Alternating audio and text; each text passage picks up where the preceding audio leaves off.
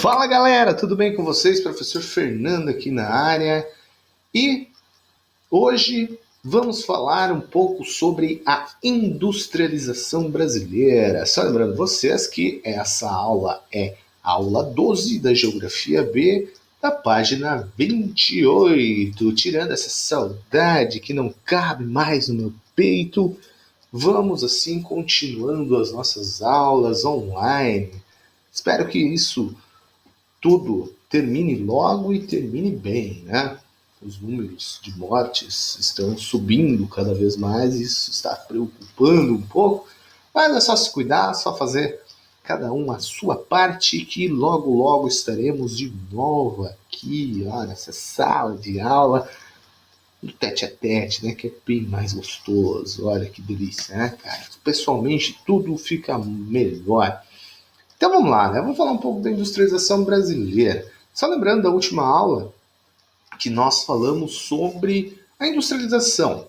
A industrialização, né? As primeiras, segundas e terceiras fases da Revolução Industrial. Falamos um pouco sobre os modelos de produção. Mas, se vocês notaram, né? A industrialização, esses pioneiros das revoluções, são países que possui um nível de organização e desenvolvimento bem diferenciado do nosso. Agora você pensa, mas professor, e o Brasil, né? Como se enquadra? Então aqui nós vamos fazer um parâmetro pegando um pouquinho da história. Vamos fazer a história nossa aliada. Bem, o Brasil, ele foi colônia de Portugal até 1808. Porque com a chegada da família real, em 1808, o Brasil juntou-se ao Reino de Portugal, né? Reino de Portugal e Brasil, tudo junto. Mas, né, a independência, em 1822, proclamação da República, o Brasil até o século XIX foi colônia de Portugal. A Revolução Industrial, a primeira, acontece no século XVIII. Então, já temos aqui um parâmetro diferenciado dessa perspectiva. Então, o que o Brasil fazia quando a Inglaterra estava se industrializando? O que o Brasil fazia quando o petróleo foi descoberto e utilizado? Então, é nesse contexto que nós devemos pensar, né? Fazer essa ligação ao mundo lá na Europa, né? Os países se industrializando e nós aqui o que fazíamos. Então, eu já deixo essa linha, esse pensamento, para que você raciocine comigo e tente entender a forma que vamos identificar a questão brasileira no papel da industrialização. Então, olha só esse esqueminha. Esse esquema é fantástico. Esse esquema aqui já é digno de vários joinhas de vocês. Olha, o primeiro período do Brasil, de 1500 a 1808, que é a vinda da família real do Brasil, se enquadra no período da proibição. Logo, logo nós vamos saber o porquê. Então aqui o Brasil é colônia total. O segundo período, 808 a 1930, que é a eleição de Getúlio Vargas, que modifica um pouco a estrutura do Brasil. Uma ditadura também. Uma das mais terríveis foi a do Getúlio. Mas isso são questões históricas. Aqui nós estamos falando da indústria. Então, um período de implantação, que são divididos aqui em duas fases. A gente já vai ver. O terceiro período, de 1930 até o JK, 1956, um período chamado de Revolução Industrial Brasileira. Então, perceba que a Revolução Industrial Brasileira acontece muitos anos depois da Revolução Industrial que é famosa no mundo.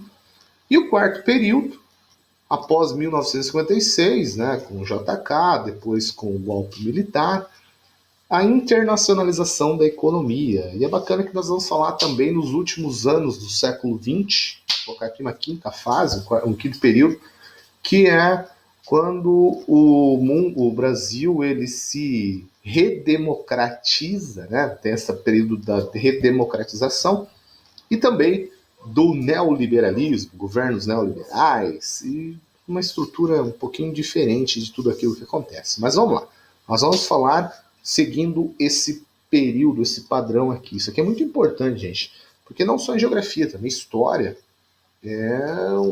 são períodos que são cobrados. Então, tome cuidado que isso é fundamental.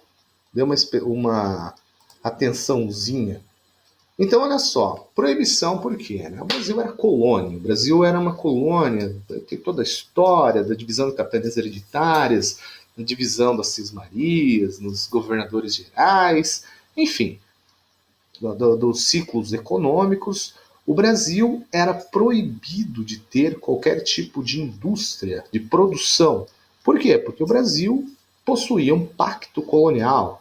O Brasil produzia commodities, isso é de fato. O Brasil ainda é um grande produtor de commodities, sempre destacou nisso, né? Mas naquela época era apenas isso, commodities. Né? O que é commodities? São as matérias-primas. Pau-brasil, depois veio o ciclo da cana-de-açúcar, depois veio o ciclo do ouro, tudo isso também aliado ao ciclo da escravidão, que a gente esquece, que foi o Brasil o último país do mundo a abolir a escravidão, e foi o maior número de escravos vindos por um país aqui no Brasil, por um lugar.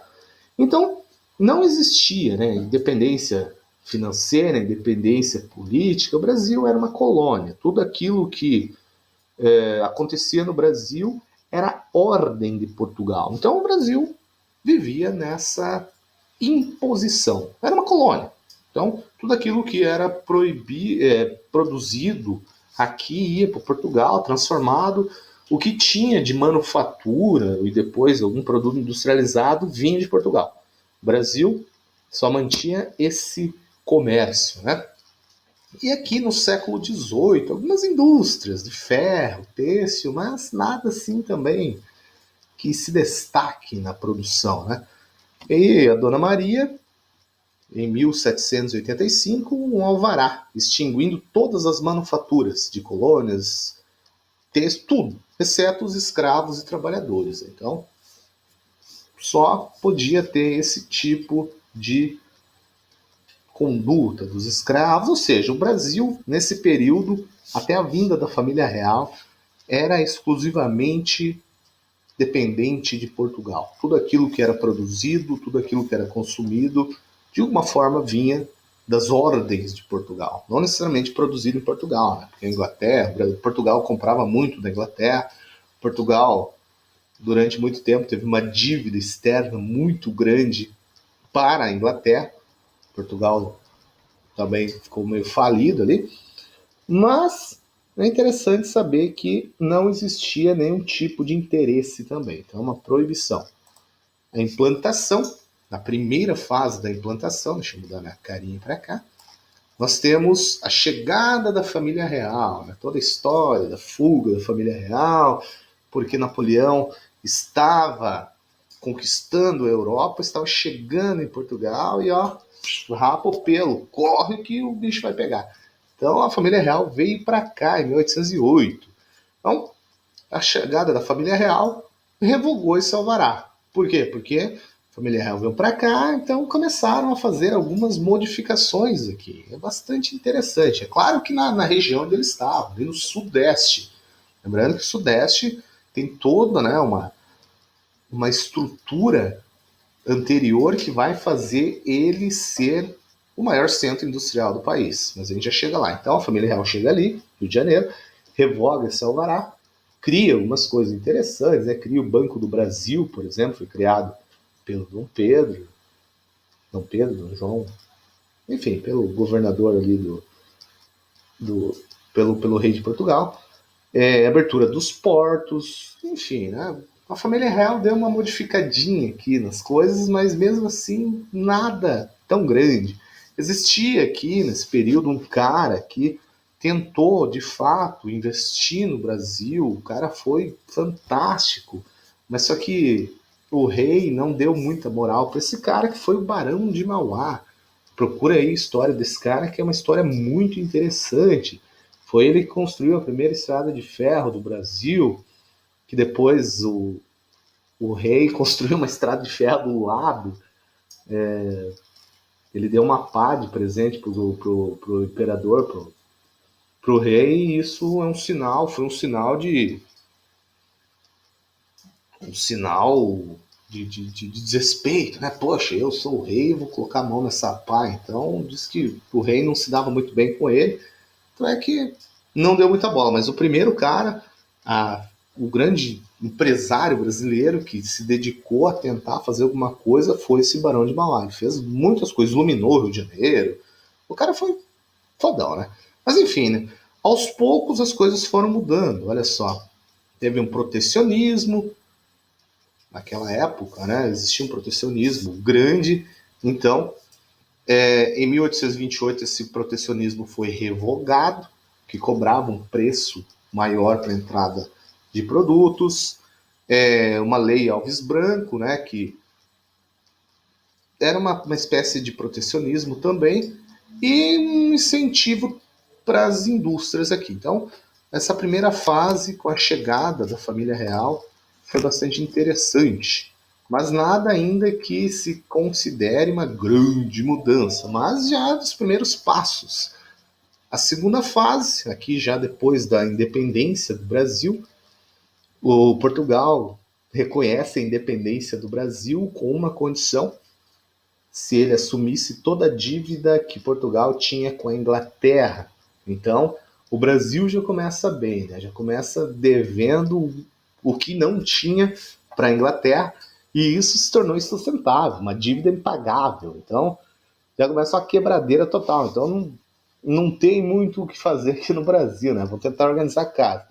Mas o que acontece? Né? Em 1950, um passo importante foi dado, né? A Lei Eusébio de Queiroz, que proíbe o tráfico negreiro no Brasil, mas ainda existe escravidão.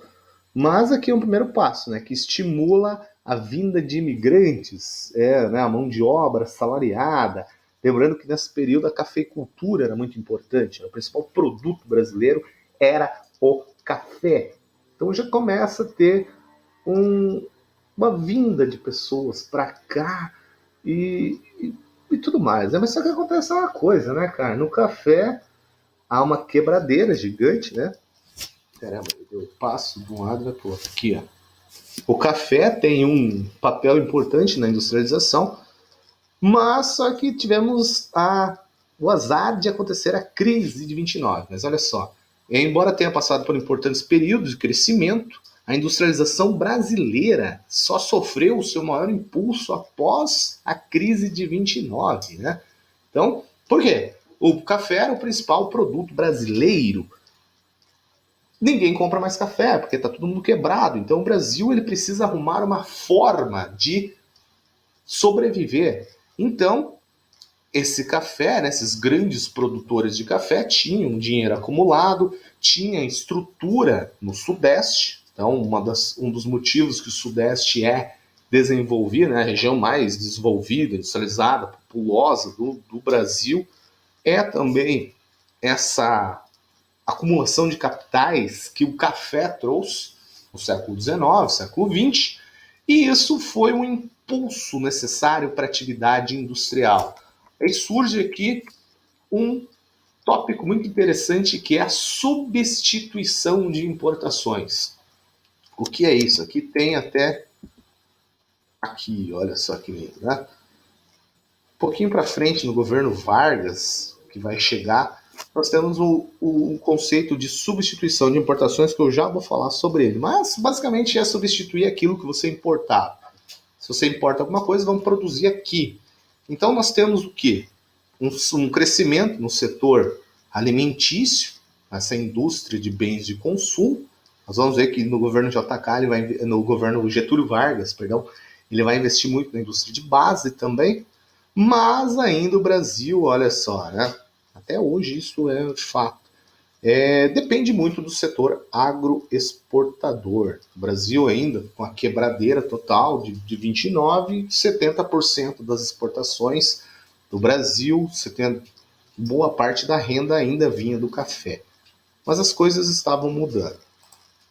Nós temos o café, a parte da história que nós chamamos de Revolução Industrial. Aí sim o governo de fato investe, se preocupa com a indústria, por isso que nós temos essa fase da Revolução Industrial, foi marcado pela Revolução de 30, a Era Vargas. Então, apesar de várias coisas que aconteceram, né, uma das coisas boas foi essa tensão que ele teve com a indústria, com o trabalhador também. As leis trabalhistas vêm desde aquela época. Então, olha só que bacana que aconteceu. Nós temos um investimento na indústria de base, que é a indústria de base, né, aquela que produz matérias-primas, uma indústria pesada, né, vai produzir matéria-prima para as outras indústrias, como várias outras, né? Então, olha só as indústrias de base aqui, né?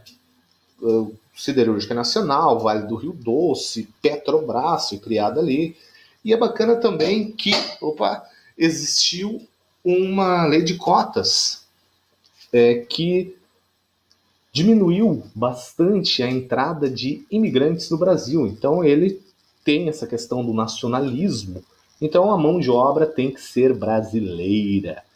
Nós temos várias coisas, né? Desenvolvimento da indústria, como a indústria começa a crescer, as cidades começam a ser importantes, então tem um grande êxodo rural, deu uma diminuída com a Segunda Guerra Mundial, mas depois retoma, né? E no segundo governo Vargas, os projetos de desenvolvimento baseados no capitalismo de Estado, através de investimentos públicos e institutos brasileiros do café. E depois nós vamos falar do JK, mas o Getúlio Vargas foi esse cara importante para a indústria brasileira. Então, ele começa a criar várias empresas brasileiras, vários investimentos. Então, quando falamos do começo da industrialização do Brasil, lembre-se de Vargas, Titio Vargas. Olha só aqui, né? Toda a infraestrutura, né, do café foi muito importante para isso. Muito importante mesmo. E quando falamos de substituição de importações, nós estamos falando disso aqui, ó. Embora a expressão substituição de importações possa ser utilizada desde a primeira fábrica instalada no país, permitindo substituir a importação de determinado produto, foi no governo de Getúlio Vargas que consolidou a primeira parte do governo dele, que ele foi 2 vezes, né? Consolidou uma política industrial voltada à produção interna de mercadorias até então importadas. Isso é lindo.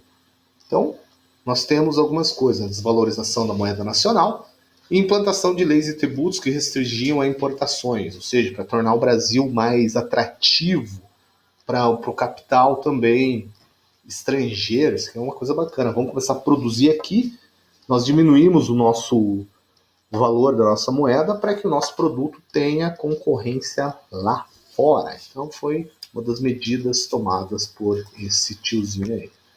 Ele criou várias coisas aqui, né? Olha só, algumas indústrias interessantes. Algumas delas existem até hoje. Olha o fenemezão aqui. Esse, para quem não conhece um fenemê, esse é o caminhão. Tinha que dirigir com as 2 mãos. A gente tinha 2 alavancas para trocar a marcha. Muito massa. Aqui ele, pequenininho, assinando aqui a criação da Petrobras, já no seu segundo mandato. Petrobras, tão desvalorizada hoje, né, coitado. E o período da internacionalização, né? Vamos abrir os mercados brasileiros, vamos abrir para a entrada de indústrias estrangeiras. Olha só, então, nós temos um crescimento de 8,9%, grande. Nós temos um deslanche industrial, né? Vamos começar a crescer um pouquinho. O período do JK teve alguns planos interessantes, né? O plano de metas, 50 anos em 5, construiu Brasília, construiu várias rodovias. Isso aqui é uma coisa bem interessante, né? Que ele abriu o Brasil para o capital estrangeiro, principalmente para a indústria automobilística. Eu até costumo brincar, né? Que é o governo do JK carro. Por quê? Porque ele abriu o capital, abriu as portas do Brasil para a entrada desse capital estrangeiro, para a indústria. Então, os importados, eles ganham vez aqui, né? Então, olha só, né? Plano de metas voltados para a educação, transportes, vias de transportes, construir um parque automobilístico e infraestrutura. Vamos investir no Brasil. Crescer 50 anos em 5, que trouxe alguns benefícios. O Brasil estava irreconhecivelmente inteligente nessa época, né? O governo JK foi um governo muito interessante. A Bossa Nova, a Copa do Mundo de 1958, então foram bastante coisas interessantes, mas esses 50 anos em 5 também endividaram o Brasil. Da onde que ia tirar dinheiro para isso? Vamos pedir emprestado. Mas enfim, a capital estrangeiro criou a UNB, Embratel, a Petrobras foi ainda mais estruturado, ou seja, o JK foi um cara interessante no Brasil, né? Olha só. Plano de metas, o que é isso, né? Tinha por finalidade o crescimento econômico do país, implantando indústrias de grande porte para gerar muitos empregos aqui no caso, né? E dinamizar todo o processo. Vamos ligar o Brasil. Como ele fez isso? Abrir as fronteiras do capital estrangeiro, atraindo investimentos para formar indústria, né? Então pode vir que o Brasil ele está aberto. Olha só, né? 50 anos em ciclo, teve um tripé. Capital estatal, grandes conglomerados internacionais e nacionais. Olha só que lindo, cara. Esse é o JK. Muito bonito. E a internacionalização também, um pedacinho da era do período militar, que nós temos um crescimento industrial bastante interessante, chamado milagre econômico. Quando você pega as primeiras partes do regime militar, você vai ver que o Brasil cresce 12% ao ano, no governo Médici. É um período de crescimento industrial bastante interessante, mas só que daquele jeito, né, de uma ditadura, você não tem liberdade nenhuma. Segundo alguns historiadores, isso é um fato interessante, em 1971, o Brasil passou por uma epidemia, uma pandemia de meningite, mas só que simplesmente ninguém soube. Por quê? Porque a imprensa estava proibida de divulgar. Então, como que você acaba com uma pandemia? Proibindo a sua divulgação. Aí fica fácil, né, meu jovem? Então, são coisas do período militar. Mas, falando em indústria, né, consolidou o crescimento industrial, a indústria cresceu pra caramba, o Brasil se torna um país urbano também aqui, muito interessante. Nós temos aqui os recursos usados em empresas estatais, privadas, multinacionais, principalmente no segmento industrial. Então, há essa abertura, apesar de um nacionalismo muito forte, eles buscam a abertura econômica. Vem empresas, vamos lá. Crescimento do mercado externo, o Brasil começa a exportar pra caramba. Muitas multinacionais vêm para o Brasil, porque aqui a mão de obra está barata, vamos reduzir o imposto, tem matéria-prima, ou seja, o Brasil é um país bastante atrativo, então vamos abrir oportunidades. Mas só que tinha algumas coisas, né? Qualquer manifestação por melhores salários eram duramente reprimidos, trabalha aí, fica quieto. E aquele negócio do Brasil como potência, né? Aqui falou ufanista, né? Aquela viagem, poxa, o Brasil é foda. Opa, não pode falar isso. O Brasil é foda pra caramba. Brasil potência, ganhou a Copa, e daí surge aquela frase, ame ou deixe, que alguns ainda usam hoje. Tá gostando, vai pra Cuba. Mas enfim, né? O Brasil cresce bastante. É interessante. Só falando um pouquinho aqui, mas esse crescimento tem uma quebra, porque na década de 70 nós temos a crise do petróleo, e essa crise do petróleo vai deixar marcas profundas no Brasil. O petróleo ele se torna muito caro, e o Brasil, que estava nesse ápice, que viveu seus momentos de glória, logo teve seu momento de decadência. Alguns dizem que essas crises foram responsáveis também pelas quedas, pelo fim do regime militar no Brasil. Tanto é que na década de 80, alguns historiadores, né, vocês vão encontrar muito isso, falam que o Brasil na década de 80 viveu sua década perdida. Perdida, né? No fim de 80, na era Sarney, olha só, nosso primeiro governo democraticamente eleito, nós tivemos uma inflação de mais de 1000%, assustadores, 1100 e alguma coisa por cento. Tudo isso herança do passado. Então, para você ver que o Brasil ele investiu bastante, mas só que todo esse investimento, esse dinheiro emprestado, tem um preço. Então é interessante pensar nisso, né? Vamos pegar dinheiro emprestado, mas vamos pagar como? Então, na década de 80, isso explode. Ele foi controlado só em 1993, ali, com Itamar Franco, com Fernando Henrique, com a criação do Plano Real. A inflação dá uma equilibrada. Mas ali, a década de 80 foi terrível. Se você perguntar para os pais de vocês, pergunta como é que era a década de 80, ali, quando a inflação era alta, ia no mercado, de manhã à tarde era totalmente diferente os preços, você ganhava o seu salário. Hoje, amanhã esse teu salário vaporizava, porque não valia mais a mesma coisa. O dinheiro desvalorizava muito rápido. Então toda hora era trocado os preços do mercado. Mas enfim, né, aconteceu na década de 80 e aqui na década de 90, o que aconteceu? Né? O Brasil entra na era neoliberal, nós temos a diminuição do Estado, a privatização de algumas empresas, e o Brasil, né, entra nesse período da evolução tecnológica, né, no período técnico-científico. Então nós temos o quê? Uma maior qualificação da mão de obra, a abertura econômica ainda maior, vamos vender muitas das nossas empresas, e nós temos um fator muito interessante, né? O holding, o controle de várias empresas, que são, a gente já viu isso, o holding é quando uma empresa compra outra, várias empresas e controla tudo. Mas uma coisa muito interessante que aconteceu no Brasil, e não só no Brasil, uma tendência, é a questão da desconcentração industrial. Então, eu vou mostrar aqui um dado, olha só que lindo. Bem, o que é isso, né? O Brasil, durante muito tempo, nessa era da industrialização, até antes da industrialização, né, o capital era concentrado em uma região só. Começa no Nordeste, depois desce para o Sudeste e fica ali. Então as primeiras grandes indústrias, devido a esse histórico do capital, elas surgem ali.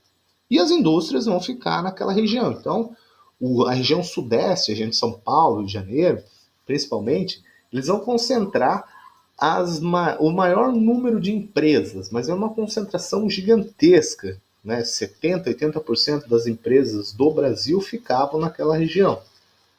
Agora, em 2006, esse dado é um pouco antigo, mas se nós olharmos dados recentes, nós vamos ver que essas indústrias começam a migrar para outros locais, sair desses grandes centros urbanos. Esse fenômeno chama-se desconcentração industrial, que vai levar também a uma desconcentração populacional.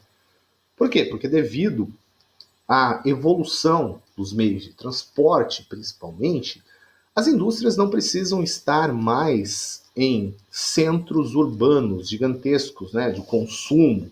Por quê? Vou produzir ali e já vendo ali. Por quê? Porque estou no meio de gente.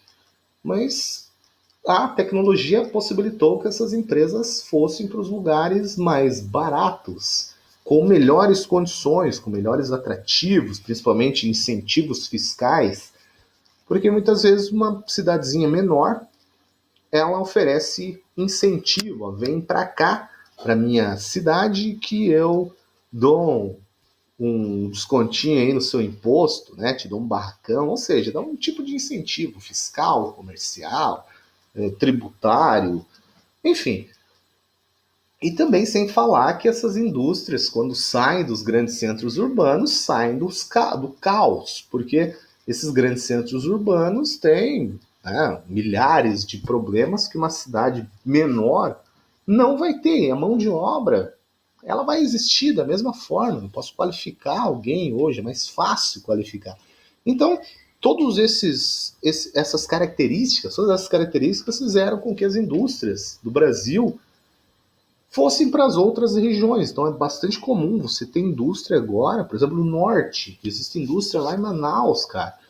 No meio da floresta, várias indústrias do sul, enfim, as indústrias se espalharam pelo Brasil em busca de melhores oportunidades e também fugir desse caos, dessa loucura.